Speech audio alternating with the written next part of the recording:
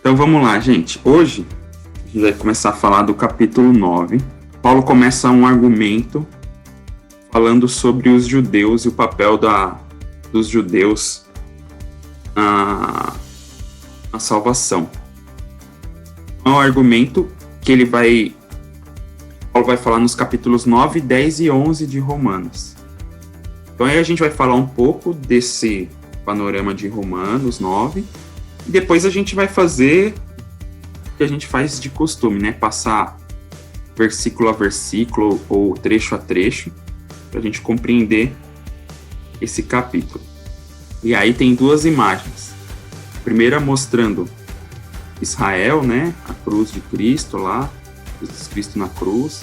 Então a gente vai falar do papel de Israel e da igreja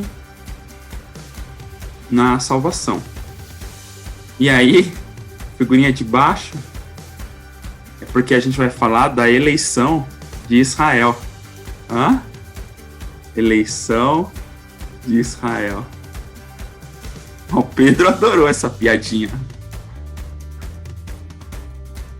Ó, o André também gostou, ó. Eu não entendi. Nem eu. Porque Israel foi eleita pra salvação do mundo. Vocês já foram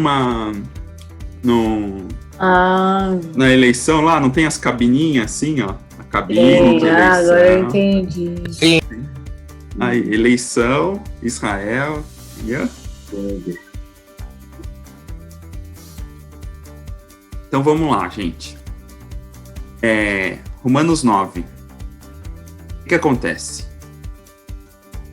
A gente chega num ponto aqui, Romanos 9, principalmente Romanos 9, mas o trecho todo a gente pode falar isso, e aí principalmente Romanos 9, e trecho um pouco mais complicado da gente falar, da gente entender, da gente tratar.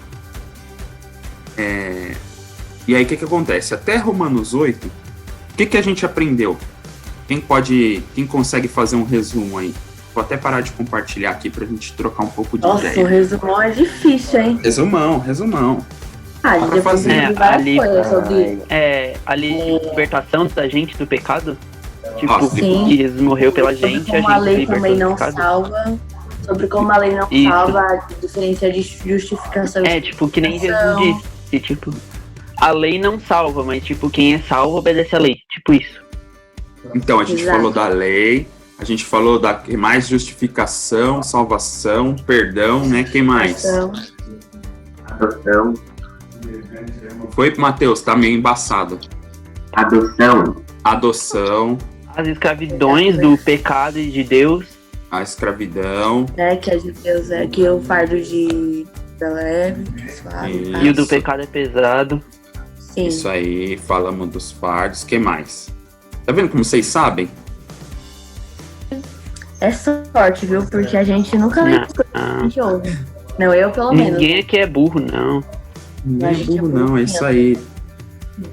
Vocês sabem. Vocês só precisam aprender a anotar. Anotar é importante. Verdade, né? Verdade. Anotar, gente. Não confiem só na mente. Tem gente que tem uma memória boa, mas mesmo assim, anotem. É importante. Até para vocês terem como relembrar depois. Vocês vão ver que muitas pregações vão falar daquilo que a gente aprendeu. E aí vocês vão poder olhar na anotação e falar, ele falou disso aqui, ó.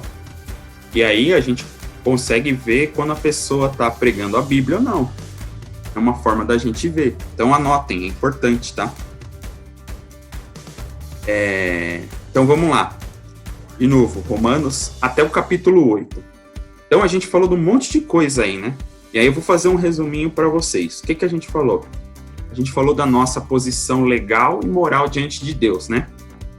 Então a gente era pecador, a gente era fraco, a gente era inimigo de Deus, mas Jesus Cristo, através do sacrifício da cruz do Calvário, não só perdoou os nossos pecados, como nos justificou. Então a gente não tem mais culpa. Então a nossa posição legal diante de Deus é que a gente não é mais culpado. Nossa posição moral é que nós fomos perdoados, nós somos santos. Então, aquele que é santo, ele continua se santificando todo dia. Então, nós temos a posição legal e moral. E aí, Paulo sempre enfatiza que nós somos justificados pela fé em Jesus Cristo, certo?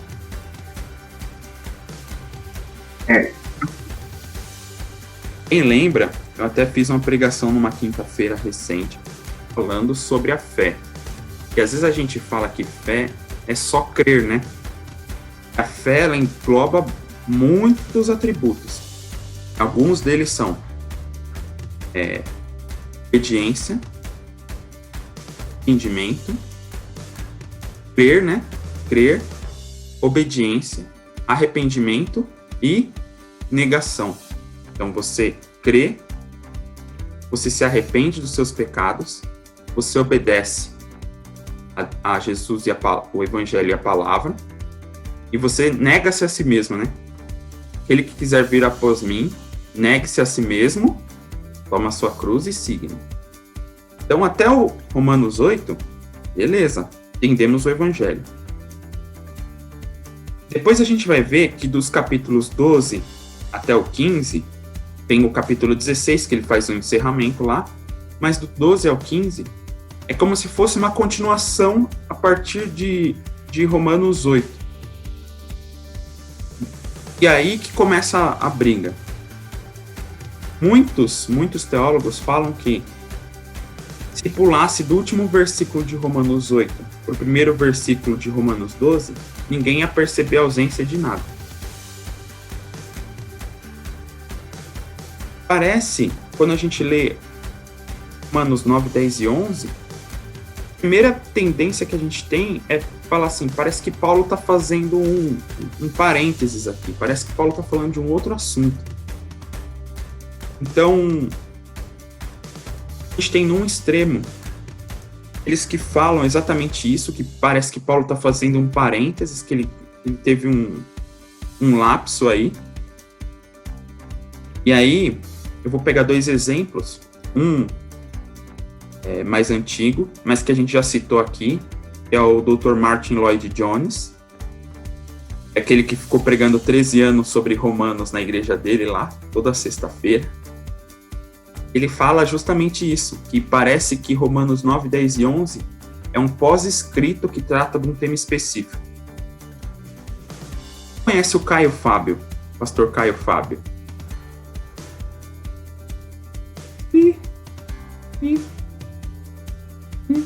Depois vocês procurem. Cai o questionamento, né? Caio Fábio. Depois vocês procurem. Ele fala que Romanos 9, 10 e 11 nem deveria fazer parte da Bíblia, na visão dele. Ô, Will, não tá apresentando não, tá? Não tá, é só pra gente trocar ideia mesmo. Ah, tá, beleza. Aí o Fábio fala que os capítulos 9, 10 e 11 nem deveriam fazer parte da Bíblia. Olha o extremo que chega. E no outro extremo, a gente tem o pessoal que fala que, na verdade, os capítulos 9, 10 e 11 é a parte principal de Romanos. Que do capítulo 1 ao 8 foi só uma introdução, e do capítulo 12 até o 16 é só um encerramento. E, na verdade, Romanos se resume aos capítulos 9, 10 e 11. A gente tem dois extremos aí, eu trouxe os dois extremos, né?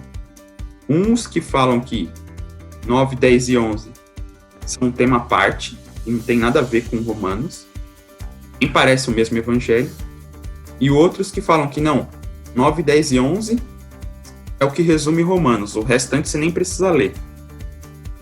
Tem esses dois extremos. Olha, não, acho que é meio errado você dizer que, tipo, nem deveria fazer parte da Bíblia, né? Porque, tipo, se Deus permitiu que chegasse até a gente hoje em dia, porque ele quer mostrar alguma coisa pra gente com esse texto. Então, eu trouxe os dois extremos porque os dois extremos estão errados. Tanto aqueles que falam que nem deveria fazer parte, como aqueles que falam que 9, 10 e 11 é o principal de Romanos. Os dois extremos estão errados. E aí, qual que é o meio termo disso?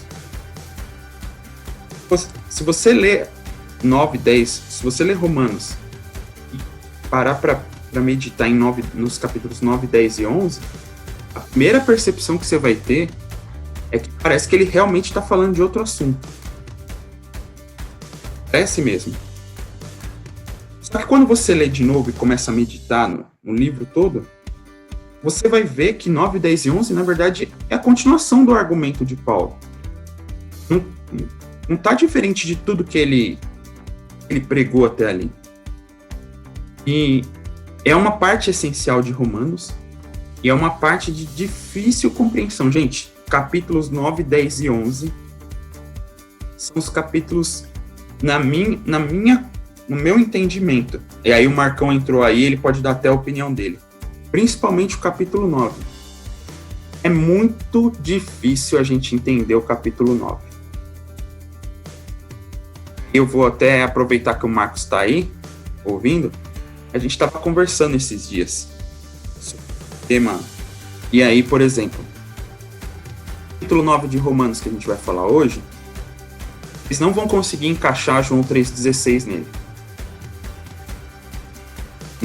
Não adianta. Porque aqui Paulo está falando de eleição. Quando você vai ler João 3,16, fala que Deus amou o mundo. Como pode Deus amar o mundo, mas eleger? É isso que a gente vai falar aqui hoje. Então, porque Paulo é calvinista. Será? Então vamos lá, essa é a questão.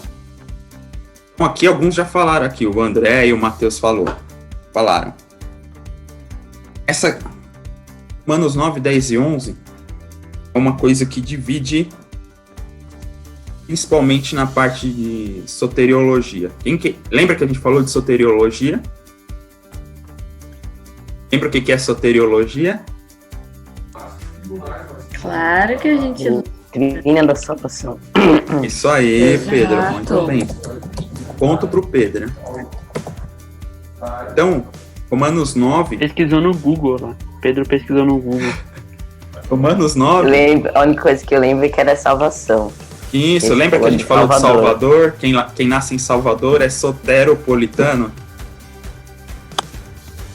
E a gente falou de soteriologia, entenderam? Aí, ó. Então vamos lá. Gente, não é simples compreender. E você tentar encaixar esse trecho de Romanos 9, principalmente, mas Romanos 9, 10 e 11 com toda a Bíblia. Aí eu vou usar as palavras do pastor Miqueias. É uma briga que já dura mais de 500 anos. Não é a gente aqui na escola dominical em 1 hora que vai resolver esse problema. Os debates de alto nível precisam existir, porque a gente, como ser humano, a gente quer entender Deus, mas, e aí, minha opinião, tá? Nunca iremos entender o que Deus faz. Aí você pode ter uma posição mais para um lado, mais para o outro, mas a gente nunca vai entender como que Deus faz as coisas. A gente pode até tentar, mas nunca vai conseguir. E, opinião minha, tá? Não tá na Bíblia, não tá em lugar nenhum. Marcão, quer complementar?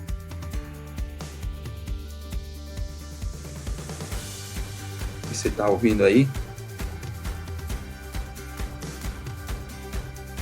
Tinha áudio. Alô? Agora sim, desculpa, o áudio falhou. Ô, menino bonito. Minha careca tá brilhando. Eu não ouvi, Will, você perguntou se eu queria alguma coisa... Complementar alguma coisa em relação a Romanos 9. Não. Não? Melhor.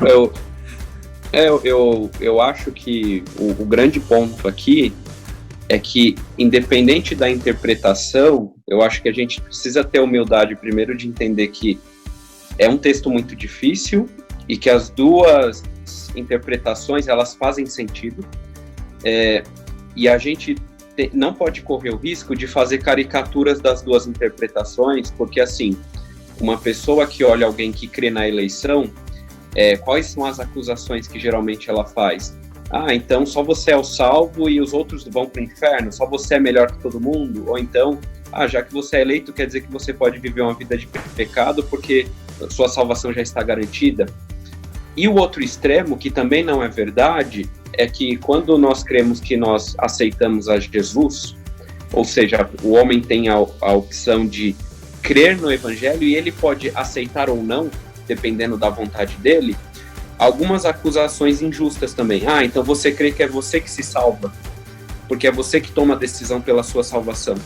Então esses dois extremos a gente precisa fugir, porque quem crê na eleição não crê que se ele viver uma vida de pecado, ele vai para o céu. Pelo contrário, ele vai crer que se ele vive uma vida de pecado é porque ele nunca foi eleito. E, em contrapartida, o que nós aprendemos é o fato de eu ter dado um passo ou respondido ao convite de Jesus não significa que eu me salvei. E aí é como se assim, se Deus, sei lá, construísse uma mansão, revestisse ela de ouro, colocasse uma chave de ouro na mão e falasse assim: Marcos, você quer? Se eu recusar, eu perdi. E se eu aceitar, não é mérito meu, eu ganhei. Então, tomar cuidado com essa questão de... A gente confunde muito os arminianos com os pelagianos. O pelagianismo é heresia. O pelagianismo, ele cria assim: você pode, em algum momento da sua vida, se decidir em se salvar e ir buscar a Deus e encontrar salvação. E nós nunca aprendemos isso. Então é só tomar esses cuidados. É o que o Will falou. A discussão acho que tem mais de 500 anos, tá? Porque essa discussão é desde os pais da igreja. Mais de 500 anos. Ter humildade para saber que ninguém consegue explicar. As duas verdades caminham juntas, mas elas não se reconciliam. Não adianta você falar, eu sou meio a meio. Mas que ninguém vai para o céu crendo no calvinismo ou no arminianismo. Você vai para o céu crendo em Jesus. Então, se pela sua fé você crê que você deu um passo, ou você crê que ele te elegeu e te salvou, independente disso, você pode até estudar e debater mais a fundo. Mas você não pode nunca confundir isso com a sua salvação. Então, acho que é só isso que eu queria... E sabe qual é engraçado? Eu não combinei com o Marcos aqui. Mas o exemplo que ele deu da casa foi o mesmo exemplo que eu dei para uma pessoa recentemente. Então, qual que é... Espírito Santo, eita glória! Aí, gente, então, antes da gente falar disso aqui, a gente falou aqui calvinismo, arminianismo, pelagianismo, molinismo, meísmo, sei lá, quem acredita na meia. E aí, vocês estão familiarizados com essa nomenclatura? Vocês já ouviram falar disso? Mais ou menos. Mais ou menos. Eu já ouvi falar, só que eu não sei certo assim, qual que é a diferença, viu? Gente... Eu conheço só alguns. Assim, a gente não vai gastar tempo explicando, mas assim, de um breve resumo. A gente falou de eleição aqui. Então, soteriologicamente falando, a gente tem algumas linhas de pensamento. Então, quando a gente fala de salvação, tem uma galera que entende de um jeito e tem uma galera que entende de outro. No geral, a maior parte se divide entre calvinistas, quando a gente fala de protestantes, tá? Calvinistas e arminianos. Tanto um lado quanto o outro acredita na eleição. Os dois lados acreditam na eleição. Quem quiser saber mais da eleição arminiana, aula que vem, aula dos adultos, vai falar de Efésios 2. Ou é a próxima aula, ou é no outro domingo. Efésios 2. Vai falar de eleição e predestinação, provavelmente na visão arminiana, que é a posição da ADU. Quem não sabe, a ADU segue uma linha soteriológica voltada para o arminianismo. E aqui reforçando de novo o que o Marcos já falou aqui, gente. São teorias, são linhas de pensamento, tanto uma quanto outra tem base bíblica para seguir, e o que a gente não pode fazer é entrar num debate, sabe aqueles debates que não levam a nada, que o Marcos já falou aqui?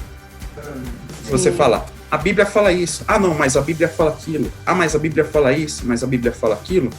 A única coisa que a gente ganha com isso é mostrar que a Bíblia se contradiz. E se a Bíblia se contradiz, a gente não serve um Deus de verdade. Então, a gente tem que entender que, assim, tanto um lado quanto o outro vai ter base bíblica, e o debate tem que ser feito num alto nível pra gente, tipo assim, um fortalecer o outro. Sabe que a Bíblia fala de, assim como o ferro afia o ferro, o irmão afia seu irmão? É isso. Então você vai ou fortalecer suas bases, ou vai migrar para o outro lado. Então, fazer debate em alto nível, certo? E aí o que acontece? O calvinismo, ele acredita na eleição individual. E aí, acreditando na eleição individual, ele vai seguir nessa linha de pensamento. O arminianismo, não. Ele acredita que existe uma eleição corporativa. O que seria essa eleição corporativa? Todos foram eleitos em Cristo. E é isso que eles vão falar na aula de eleição lá de Efésios 2, tá? Se você for ler Efésios 2 ou Efésios 1? Acho que é Efésios 1:4, né? Acho que é Efésios 1:4. Vocês vão ler lá que fomos eleitos em Cristo, e essa é a base arminiana, tá? E aí depois, mais pra frente, a gente vai dar dicas de leitura aqui. Então, Romanos 9 tem as duas interpretações. Então, a ADU tem uma linha arminiana. Se você for para igreja presbiteriana, eles vão ter uma linha calvinista. E nenhum lado está errado, mas nenhum lado tem como garantir que está 100% certo. Porque como que Deus salva? A gente supõe aqui, a gente lê a Bíblia e fala assim, é isso. E aí, conforme nossa linha de pensamento, a gente vai seguir naquilo que a gente acha certo. Então não é pecado ser calvinista, não é pecado ser arminiano, tá? Mas Romanos 9 é um capítulo muito difícil para os arminianos, tá? É um capítulo bem complicado para os arminianos. Então depois de toda essa introdução, agora a gente vai entrar na aula. Então, gente, quando a gente falar de... Agora vocês já sabem, quando vocês ouvirem arminianismo, calvinismo, pelagianismo, molinismo, são linhas de pensamento, são teorias que falam de como funciona a salvação. E aí vocês vão ver termos... Geralmente o pessoal usa a linguagem latina, que é Ordo Salutis, mas é ordem da salvação. Então, como que é a ordem da salvação arminiana, calvinista? Vamos lá. Então, vamos lá. Romanos 9-11. Esse é o trecho que Romanos 9 está inserido. Ele está inserido no argumento de Paulo, que ele vai falar da incredulidade dos judeus e dos seus aspectos no passado, no presente e no futuro. Então, o capítulo 9 vai falar do passado, o que a incredulidade dos judeus fez no passado, o que ela faz no presente, a gente vai ver no capítulo 10. No capítulo 11, a gente vai ver em relação ao futuro. E aí, se vocês lerem de novo Romanos, vocês vão ver que Paulo faz muita citação ao fim dos tempos. Paulo sempre ensina a igreja falando no sentido do fim dos tempos. Jesus vai voltar. Então isso vai acontecer porque Jesus vai voltar. Isso vai acontecer porque é uma promessa de que Jesus vai voltar. Vocês vão sempre ver isso nas cartas de Paulo. Ele falando muito do dia do Senhor, né? Ele fala, lembra do dia, Deus vai derramar a ira no dia dele. Quando no fim dos tempos vai acontecer isso, vai acontecer aquilo. Então Paulo vai falar isso, vai falar desses aspectos da incredulidade dos judeus também em relação ao fim dos tempos. E aí é o que a gente já discutiu aqui. O que esse trecho de Romanos 9-11 seria? Será que seria um parênteses? Será que é o principal da carta e você pode descartar todo o resto? Ou é uma continuação da narrativa? Você lendo Romanos todo, você vê que é uma continuação da narrativa. Não é um parênteses, não é um ponto de outro assunto. E a gente tem que lembrar também que essa carta, quando Paulo escreve, tinha muitos judeus, né? Lembra do contexto? Vocês lembram do contexto histórico lá, que quando Paulo escreve a carta, que tinha os judeus, que eles achavam-se superiores aos outros? E esses termos, eleição, povo escolhido, geralmente se referia, antes, né, de Jesus, se referia ao povo hebreu, né? E aí Paulo começa também a usar esses termos para os judeus entenderem que agora não é mais só os judeus, que os gentios foram inseridos também, né? Fomos enxertados na oliveira, né? Então Paulo também usa esses termos para falar, gente, agora não é só vocês mais não. E aí isso é uma continuação da narrativa de Paulo em Romanos 9. E aí, o capítulo 9 especificamente, que é o que a gente vai falar hoje, ele está dividido em dois trechos, tá? Do versículo 1 ao versículo 5, Paulo já vai começar falando da tristeza dele em relação à incredulidade dos judeus, porque Paulo também era judeu. Dos versículos 1 a 3 ele vai falar dessa tristeza, dos versículos 4 a 5 ele vai apresentar os privilégios de Israel. E aí do versículo 6 ao 33 ele vai falar do tema da liberdade absoluta da graça de Deus. Aí ele vai falar da eleição de Israel segundo a soberania de Deus, da misericórdia de Deus e de como ele endurece os corações. Ele vai dar uma resposta a quem faz questionamentos a Deus. E aí no final ele vai reforçar a justificação pela fé.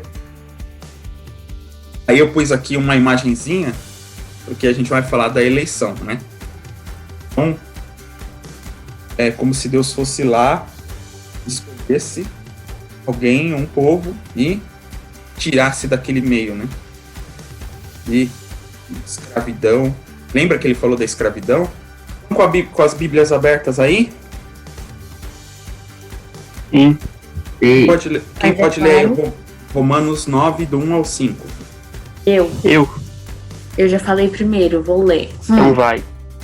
Em Cristo digo a verdade, não minto, dando-me testemunho à minha consciência no Espírito Santo, que tenho grande tristeza e continua dor no meu coração, porque eu mesmo poderia desejar ser anátema de Cristo, por amor de meus irmãos, que são meus parentes segundo a carne, que são israelitas, dos quais é a adoção de filhos, e a glória, e as alianças, e a lei, e o culto, e as promessas, dos quais são os pais, e dos quais é Cristo segundo a carne, o qual é sobre todos, Deus, bendito eternamente. Amém.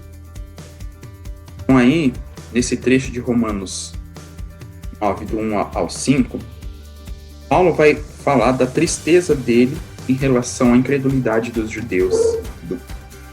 E vai falar dos privilégios que Israel teve. E aí a questão que fica, no final vocês vão ver, por que com tantos privilégios, mesmo com tantos privilégios, Israel se tornou incrédulo? Então vamos lá, Paulo começa mostrando uma profunda tristeza em relação à incredulidade do povo dele, né? Porque era povo dele, né? Imagina o seguinte, que da sua família, só você se converteu. Conseguem imaginar isso? Então, acho que a maioria aqui, todos vão para a igreja, né? Todos se converteram, né? A família é convertida. Imagine esse caso em que da sua casa só você serve a Deus. Como você ficaria sabendo que o fato dos seus parentes não aceitarem Jesus Cristo como Salvador vai levar eles pro inferno? E essa é a palavra. Imaginem vocês, na casa de vocês, saber que o fato de seus pais, seus irmãos não aceitarem a Jesus Cristo pode levar eles pro inferno. Vocês ficariam felizes? Muito pelo contrário, né? Se você realmente se converteu, vai ser um motivo de choro e de clamor para você todo dia. E é exatamente isso que Paulo mostra aqui, quando ele começa Romanos 9. Ele fala, ó, eu estou chorando porque os meus irmãos não aceitam Jesus como Salvador. E ele fala mais do que isso. Ele fala assim, se eu pudesse, eu trocaria, se tivesse como, se fosse possível, eu trocaria a minha salvação pela do meu povo. E a palavra que ele usa aí é a palavra anátema. Se você for lá no original, a Mari até leu aqui, tem algumas versões que não dizem isso, tá? Então, a palavra é anátema. Lembra que quando a gente estudou Gálatas, foi até a aula que o Marcos deu, Gálatas 1, falando do anátema, que é Gálatas 1:9, né? Separados de Cristo, destinados à destruição. Aqui na minha versão tá separados. Isso, separados. Eu acho que essa que eu pus aqui também tá. Amaldiçoado para sempre, ó, separado de Cristo. A palavra que ele usa no original é anátema. Então, ele tá falando assim, ó, se fosse possível, eu preferia ser condenado, mas para que o meu povo todo fosse salvo. Então, essa era a tristeza que Paulo sentia pelo povo judeu não aceitar Jesus Cristo como Salvador. E aí fica a pergunta, será que a gente teria a mesma disposição de Paulo? Será que a gente enxerga o próximo realmente como nosso irmão e a gente se compadece? Porque eu dei o exemplo aqui da nossa família, né? Mas a gente chega na igreja e fala, paz do Senhor, irmão. Será que a gente realmente trata o próximo como irmão? E aí fica a pergunta, e um exemplo aqui, que Moisés fez a mesma coisa lá em Êxodo 32:32. A gente não vai ler pra gente correr, tá? Mas ele fala a mesma coisa, ele falou, Senhor, se a sua presença não for conosco, se o Senhor não for ajudar a gente, risca meu nome do livro da vida. Se não for para salvar o povo hebreu, risca meu nome. E é esse sentimento que a gente tem que ter pelo próximo. Então Paulo já começa o capítulo 9 já nos dando uma lição, né? Assim, estamos realmente tratando como irmãos? E aí já toma uma bicuda na boca logo de cara. E aí nos versículos 4 e 5, se eu não me engano, ele começa... É isso, né? Um pouco antes, acho que é isso. Versículos 4 e 5, é isso aí. Ele começa a apresentar os privilégios de Israel. E aí, eu só achei um comentarista que ele fala de 9 privilégios, tá? Mas a maioria, grande maioria, esmagadora, vão falar desses 8 privilégios. Israel teve o privilégio da adoção. E aí tem os versículos aí falando de adoção. Eles tiveram o privilégio da glória de Deus, ou seja, Deus manifestava a sua glória, seja para Moisés, seja no tabernáculo, seja no templo. Eles tiveram o privilégio da aliança. E aí eu fiz o destaque aí para a aliança com Abraão, com Moisés e com Davi. Eles tiveram o privilégio de receber a lei. Eles tiveram o privilégio do culto, que aí no caso, eles viviam no meio de povos que adoravam a vários deuses, né? Então eles tiveram o privilégio de adorar o Deus verdadeiro. Eles tiveram o privilégio das promessas. Então tem as promessas a Abraão, mas principalmente as promessas em relação ao reino messiânico, ou seja, ao reino de Jesus. Eles tiveram o privilégio dos patriarcas. Então fala de Abraão, Isaac e Jacó. E além disso tudo, eles tiveram o privilégio de ter Jesus Cristo vindo da linhagem deles, ou seja, como homem, Jesus Cristo, ele vem do povo hebreu. E aí a pergunta que fica quando você lê Romanos 9, do 1 ao 5 é: como é que, tendo todos esses privilégios, ou todas essas bênçãos, Israel pôde se tornar um povo incrédulo? E aí Paulo começa a responder a partir do versículo 6. Quem pode ler Romanos 9, do 6 ao 13? Não que a palavra de Deus haja faltado, porque nem todos os que são de Israel são israelitas. Nem por serem descendência de Abraão são todos filhos, mas em Isaque será chamada tua descendência. Isto não são filhos da carne, que são filhos de Deus, mas os filhos da promessa são contados como descendência. Porque a palavra da promessa é esta: porque este tempo virei e Sara terá um filho. E não somente esta, mas também Rebeca. E quando concebeu de Isaque nosso pai. Porque não tendo eles ainda nascido, nem tendo feito bem ou mal, para que o propósito de Deus segundo a eleição dos filhos ficasse firme, não por causa das obras, mas por aquele que chama, foi-lhe dito a ela: o maior servirá o menor, como está escrito: amei Jacó e aborreci Esaú. Amém. Então aí a gente vai falar da eleição soberana de Deus. Então aí, a primeira pergunta que tem no capítulo 9 é: será que a promessa de Deus fracassou? Ou se você for ler aí no original, deixou de cumprir ou falhou? Será que a promessa de Deus em relação a Israel seria a nação escolhida, a nação que representaria Deus na terra, que espalharia o evangelho, ela falhou? E aí Paulo fala que não, né? E aí ele faz uma outra pergunta, né? E aí fica uma outra pergunta, né? Que ele responde aqui, na verdade, mas fica uma pergunta, né? São todos Israel? Ou são todos filhos de Abraão? E aí a pergunta que Paulo está fazendo não é em relação à hereditariedade, mas ele está falando em relação à espiritualidade. Então, são todos os filhos de Abraão que vão receber a promessa? E aí ele dá o exemplo aí, né? Quem era o filho da promessa de Abraão? Isaac. Mas ele teve outros filhos, né? Por que Deus escolheu Isaac? Ele fala que Deus ainda tem os planos dele para Israel que ainda vão se concretizar num futuro, talvez próximo ou não. Então, ok. Mas por que Deus escolheu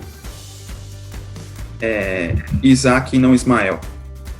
Porque ele veio dentro do casamento de Abraão. É porque o Isaac veio da Sara. Era o mais velho da Sara, no caso. Mas depois Abraão casou de novo e ele teve outros filhos. Que não eram filhos da concubina. Então, mas era porque... É tipo mais velho, né? Da esposa que ele casou primeiro. E era no caso, seria como menos de verdade provável, dele. Assim, por causa da idade dos dois. Então, mas vocês lembram que a primogenitura era pro filho mais velho, independentemente de quem era o filho, né? No caso, seria Ismael, então. Seria Ismael? Não, mas é por que Isaac não Ismael? Mesmo assim, todos os filhos de Abraão geraram povos, né? Todos os filhos de Abraão geraram povos. Verdade. Quem foi a promessa? Só que assim, Ismael, ele foi tipo assim, a Sara meio que tentando... Eles quiseram, correr atrás da bênção, entendeu? Sendo que a bênção que tem que correr atrás da gente. A Sara falou, já que vai ter um filho da promessa, então vai aí, Agar, vai lá. Vai lá. Quiseram, fazer do próprio jeito. Meio que quis apressar a promessa de Deus. Quis fazer no tempo errado. Então, a gente tem a parte humana que quis fazer, mas por que Isaac e não Ismael? Porque Deus quis. Deus quis, né? Exatamente. Essa é a resposta. Porque Deus quis. Deus, ele é soberano em suas escolhas. E a gente vai ver mais pra frente Paulo respondendo isso. Por que Isaac e não Ismael? Porque Deus quis. E aí fica uma pergunta pra gente refletir aqui. Da mesma forma que não são todos filhos da promessa, todos os que estão na igreja são igreja? Todos os que estão na igreja são filhos de Deus? A resposta para todas essas perguntas é não. Em Mateus 3, do 7 a 9, quando os fariseus e os saduceus chegam lá para João para falar para ser batizados, João refuta a hereditariedade espiritual dessas pessoas. Eles falam que são filhos de Abraão, até dessas pedras aqui, Deus pode gerar filhos a Abraão. Então ele fala assim, vocês acham que vocês são filhos de Abraão porque vocês hereditariamente fazem parte da descendência de Abraão, mas não é isso que Deus quer. Deus quer a circuncisão do coração. Lembra? Tá vendo como Romanos 9 é a continuação do argumento de Paulo em todos os outros 8 capítulos? Então aí a gente vê que fisicamente a gente pode ser filho de Abraão. Fisicamente a gente pode ser filho de crente, mas espiritualmente a gente precisa crer no Evangelho de Jesus Cristo. E aí os filhos da promessa são aqueles que creem em Jesus Cristo, que recebem a Jesus Cristo como Salvador. João 1, do 10 ao 13, tá? Lembrem desse trecho aí, a gente não vai ler pra gente correr. E aí, Paulo começa a falar da soberania, aí começa a briga. A briga calvinismo-arminianismo. Soberania de Deus e responsabilidade humana. Ao mesmo tempo que Deus é soberano em suas escolhas, e aí vocês chegaram justamente na resposta que eu queria. Por que Isaac e não Ismael? Que Deus quis. Que Deus quis. Porque Deus é soberano em suas escolhas. Mas ao mesmo tempo que Deus elege, a gente vê em toda a Bíblia orientações para assim, gente, cuidado para vocês não caírem, cuidado para vocês não errarem. Se vocês fizerem isso, vocês serão condenados. Então o que a gente vê? Que Deus é soberano em suas escolhas, mas ao mesmo tempo ele dá responsabilidade para a gente de nos santificarmos dia a dia, né? E aí, vê que depois a gente continua a leitura, fala que Deus escolheu Jacó e não escolheu Esaú. Esaú foi o primogênito de Isaac, né? Mas Deus escolheu Jacó. E aí, o que a Bíblia fala? Que Deus é soberano em suas escolhas. Mas um comentarista fala o seguinte: Deus só endurece o coração daquele que já era endurecido. Então, Deus escolheu Jacó, mas se você for ver na história, Esaú não dava importância para sua primogenitura. Ele vendeu a primogenitura dele por um prato de comida. Está lá em Gênesis 25. Se você for ver, fala que Deus endureceu o coração de Faraó. Mas no mesmo trecho lá, em Êxodo, vai falar que Jacó endureceu seu coração. E ele vendo as coisas que Deus fazia, ele endureceu seu coração. Então, aqui eu pus mais um trecho, né? Lucas 13, 34, quando o próprio Jesus fala assim, ó: Jerusalém, Jerusalém, que mata os profetas. Quantas vezes eu quis juntar vocês como a galinha junta os seus pintinhos, mas vocês não quiseram. Então, a gente vê a Bíblia em todo o tempo falando assim, ó, Deus escolheu. Jesus mesmo fala em João lá, os que o Pai me deu virão a mim. Mas ao mesmo tempo, ele fala, ó, vocês que não querem, vocês que estão pecando, cuidado para vocês não caírem. E aí, como que a gente concilia isso? Para que vocês consigam. Então, primeira dica, estudem. E aqui vai nossas dicas aqui, ó. 4 dicas de leitura. 2 dicas arminianas, 2 dicas calvinistas. A gente tem o primeiro livro, Arminianismo, a Mecânica da Salvação, do Silas Daniel. A gente tem uma teologia sistemática pentecostal, que é de vários autores, mas a parte de soteriologia quem vai falar é o pastor Antônio Gilberto. A gente tem as Institutas do João Calvino. Então, no volume 1, ele vai falar sobre a parte da eleição. E a gente tem uma teologia sistemática do Wayne Grudem, que também é uma teologia calvinista. Pus a carinha aí para vocês pesquisarem depois. Se vocês quiserem, eu mando lá no WhatsApp, ou depois vocês dão uma olhada no YouTube, tá? Então, estudem, conciliem isso, soberania de Deus e responsabilidade humana, e depois me expliquem, tá? Porque até hoje eu não consigo conciliar. Mas eu vou usar o exemplo do Augustus Nicodemos, tá? Quem não conhece o Augustus Nicodemos, é um pastor da igreja presbiteriana, um reverendo, né? E aí ele dá o exemplo do seguinte: a soberania de Deus e a responsabilidade humana. Eu assisto lá a igreja presbiteriana no YouTube. O cara fala bem. A soberania de Deus e a responsabilidade humana são como trilhos de trem. Quando você olha assim, parece que são coisas distintas, que elas andam em paralelo. Na Bíblia, elas andam em paralelo. Quando você olha perto, elas estão separadas. Mas quando você olha lá na frente, de alguma forma, elas se juntam. E aí fica o mistério, para a gente conciliar soberania de Deus e responsabilidade humana. E vocês que vão ter que me explicar. Para mim e para o Marcos. Eu já desisti hoje de entender. Mas eles vão explicar pra gente. Eles vão explicar. Tá. O importante é que é pela graça e pela fé, certo? Isso ninguém pode discordar. Se alguém discordar disso, isso que o Marcos falou é importante, lá no começo também.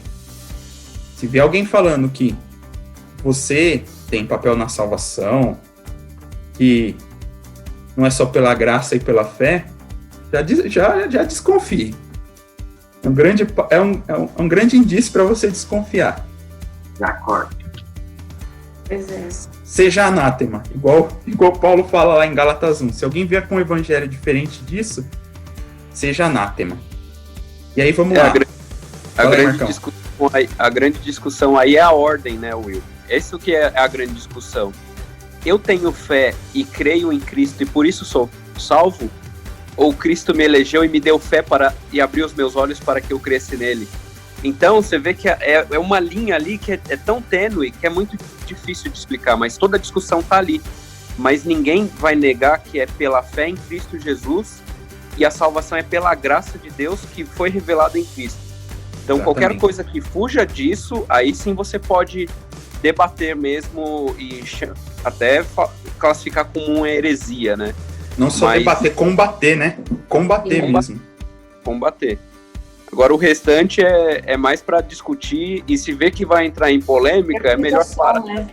Vamos lá, seguindo. Romanos 9, do 14 ao 18. Quem pode ler? Vamos ver. Eu leio. Por favor. Estamos dizendo então que Deus foi injusto? Claro que não. Pois Deus disse a Moisés: terei misericórdia de quem eu quiser e mostrarei compaixão a quem eu quiser. Portanto, a misericórdia depende apenas de Deus, não de nosso desejo nem de nossos esforços. Pois as Escrituras afirmam que Deus disse ao faraó: eu coloquei em posição de autoridade com o propósito de mostrar em vocês meu poder e propagar meu nome por toda a terra. Como podem ver, ele escolhe ter misericórdia de alguns e endurecer o coração de outros. Cara. E aí, Deus é injusto ao exercer com soberania as suas escolhas? É a segunda pergunta de Romanos 9. E aí, quando a gente para à primeira vista para ler assim, a gente fala, poxa, mas Deus está sendo injusto, né? E aí, o que vocês acham? O fato de Deus escolher alguns e condenar outros? Vou até parar de compartilhar para a gente conversar aqui. Qual que foi a pergunta? Deus está sendo injusto ao escolher alguns e condenar outros? Ele é Deus, ele faz o que ele quiser, a gente não tem que falar nada, não. Eu acho que, Deus dá uma chance pra todo mundo, né? Uma professora do ano passado, ele falava assim, todo mundo aqui tá predestinado aí pro 9º ano, só que dependendo do que você fizer, você pode repetir de ano. E aí, Beleza. Então, aí a gente falou que Deus é soberano, né, em suas escolhas. Deixa eu compartilhar aqui de novo. Perdi. Deus, sendo soberano em suas escolhas, ele nunca vai se contradizer. E aí é o que eu já falei aqui. Deus endurece o coração, mas ao mesmo tempo a pessoa já tinha o coração endurecido, e se a gente voltar lá em Romanos, lá no começo, a gente vai lembrar que todos os corações foram obscurecidos por conta do pecado. Então, todos já estão condenados por conta do pecado. Aí eu dei o exemplo de Faraó, né? Se você olhar Êxodo 7:3 e 7:13, você vai ver, Deus endureceu o coração de Faraó, mas Faraó endureceu o seu próprio coração. E aí, Paulo cita aqui, né? Êxodo 33:19, falando, Deus fala para Moisés, eu tenho misericórdia de quem eu quiser. E aí, vamos lembrar também de Romanos 1. O que é a ira de Deus? É quando Deus nos deixa fazer aquilo que a gente quer, né? Então, Deus nos deixa a nossa própria sorte e a nossa própria vontade. Então, quando Deus tem misericórdia de nós, é justamente para que nós sejamos salvos. Quando Deus derrama a sua ira, é porque a gente está como Faraó. Então, você quer fazer a sua vontade? Vai lá e faz. Está lançado a sua própria sorte. E aí, voltando, a gente vê que Paulo reforça aqui que a salvação é única e exclusivamente, como Marcos já falou aqui, pela graça e pela misericórdia de Deus. E a gente não tem papel em nada na salvação. O homem não pode fazer nada para ser salvo. A única coisa que ele pode fazer é estender a mão e aceitar. E aí, fica a questão que geralmente a gente olha com o olhar humano, né? Poxa, Deus está sendo injusto, né? Porque vai salvar alguns e não salvar outros. A misericórdia de Deus está justamente aí, né? E enquanto todos estavam condenados, ele vai salvar alguns. E pela justiça dele, ele podia condenar todo mundo, porque todos, Romanos 3:23, né? Todos pecaram e destituídos estão da glória de Deus. Ele não tem obrigação nenhuma de salvar ninguém. Mas a misericórdia dele, o amor dele, faz com que ele salve alguns. E aí vem a eleição, né? Aí tem alguns versículos para a gente refletir aí. 1 Timóteo 2, do 1 ao 4, Paulo está falando assim, orem por todos, orem pelas autoridades, porque o desejo de Deus é que todos se salvem. Então, Deus quisesse, porque Ele pode, Deus quisesse, Ele salvaria todos. Ele estaria sendo extremamente bondoso. Mas Ele estaria sendo justo ao simplesmente salvar alguém, salvar um pecador que não crê em Jesus Cristo? Não. E daí ele não ia estar sendo justo, né? Não estaria sendo justo.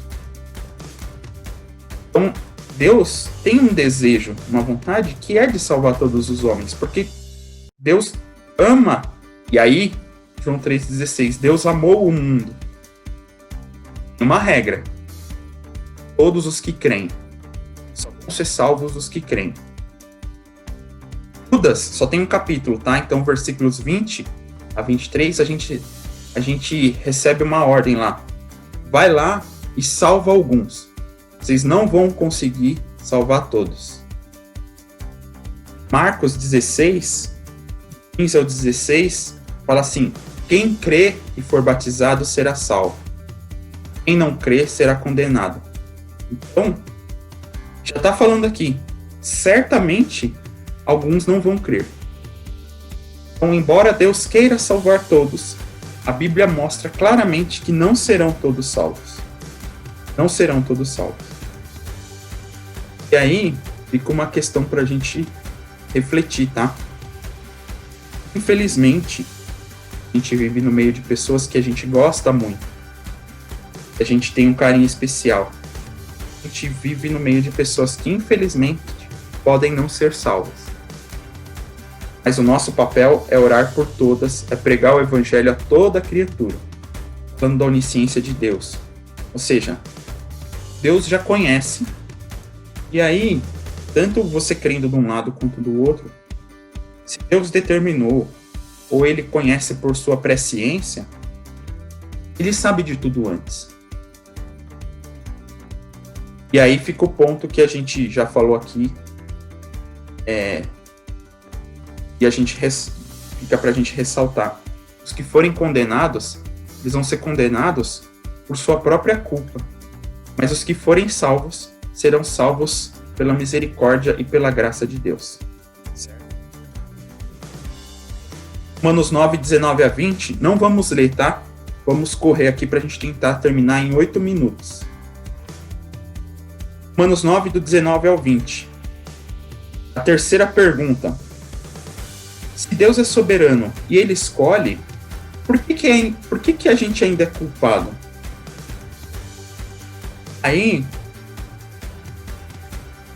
Paulo vai falar do exemplo do oleiro e do vaso, né? Ele está fazendo uma referência a Isaías, tá? Quando a gente fala do oleiro e do vaso, a gente tem a tendência aí a lembrar daquela passagem de Jeremias, né? Mas ele está fazendo uma citação a Isaías 29:16 e 45:9, tá? Esses dois primeiros pontos, Deus tem o direito de fazer o que quiser com a sua criação, porque Ele tem o controle da vida do homem, fazendo o paralelo do oleiro e do vaso. Paulo está fazendo uma crítica aqui, não aos que perguntam de coração aberto e fazem assim, Senhor, mas por que uns são salvos, outros não? Mas aqueles que questionam, quer dizer então que você vai salvar uns e rejeitar outros? Então você é injusto. E aqui é o que o Marco já falou, né? Chega um certo ponto que você para de querer entender e só aceita. Aceita que dói menos.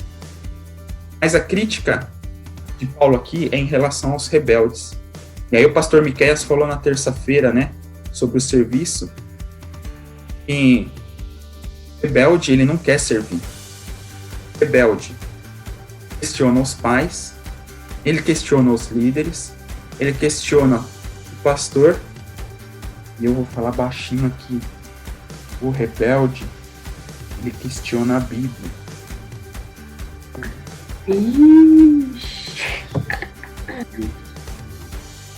Ele não aceita o que está na Bíblia.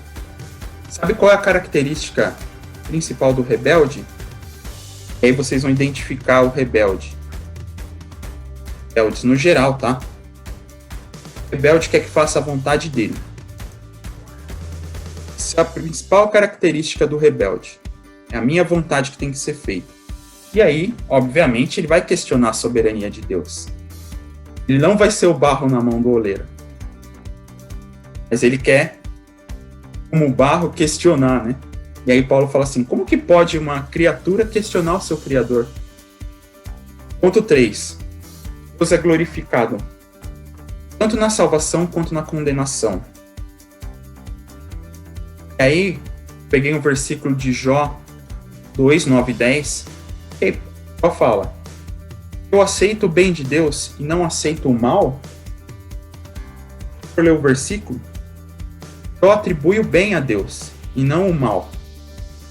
Então, quer dizer que Deus me dá o bem, mas quando Ele permite que o mal aconteça sobre mim, eu não vou aceitar? O rebelde não aceita. O rebelde só quer o venha a nós o vosso reino. Quarto ponto. Deus, por sua graça, nos dá o que não merecemos. Aí, Paulo cita Oséias, né? E aí tem os 3 filhos de Oséias lá. O primeiro filho, Oséias reconhece como filho dele, mas os outros 2 filhos, ele não reconhece como filho dele legítimo, como filhos dele legítimo, e os nomes deles fazem referência a justamente essa incredulidade do povo, né? O segundo filho chama Lo-Ruama, que significa alguém que não se tem afeição, ou que não é objeto da misericórdia, ou desfavorecido. E o outro filho chama Lo-Ami, fala que não é um parente meu. Fala aí da inclusão dos gentios, né?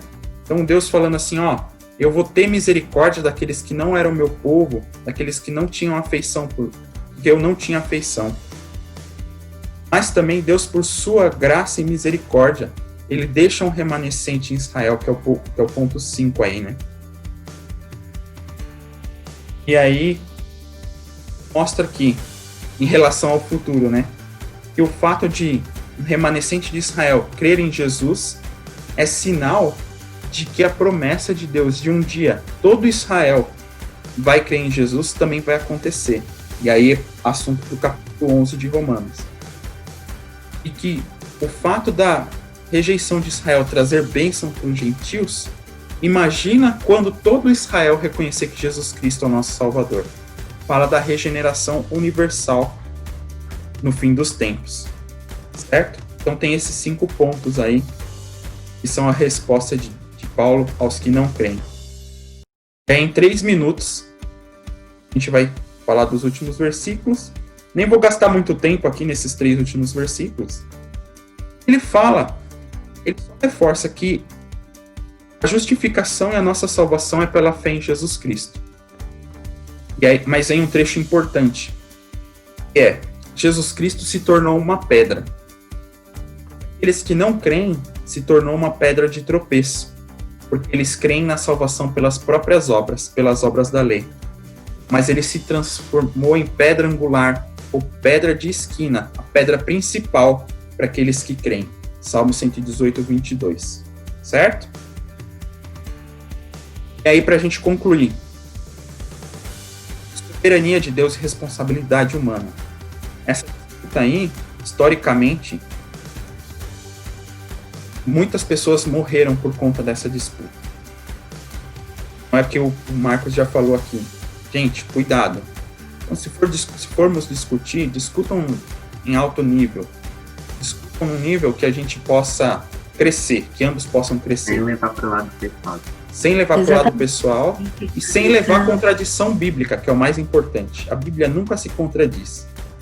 E aí eu vou ler esse trecho aí de um pregador que chama Charles Simeon, e ele fala isso aí pro Guerny em 1831. Quando eu me deparo com um texto que fala sobre a eleição, deleito-me na doutrina da eleição. Quando os apóstolos me exortam ao arrependimento e à obediência e apontam para mim a liberdade de escolha e ação, eu me dedico a esta faceta da questão. E aí ele usa o melhor exemplo da evolução industrial. Assim como as engrenagens de uma complicada máquina podem mover-se em direções opostas e, mesmo assim, prestar-se a um fim comum, também muitas verdades aparentemente opostas podem ser perfeitamente conciliáveis entre si, e igualmente prestar-se aos propósitos de Deus no cumprimento da salvação do ser humano. Amém? Amém. E aí, próxima Amém. aula, Romanos 10, tá, gente?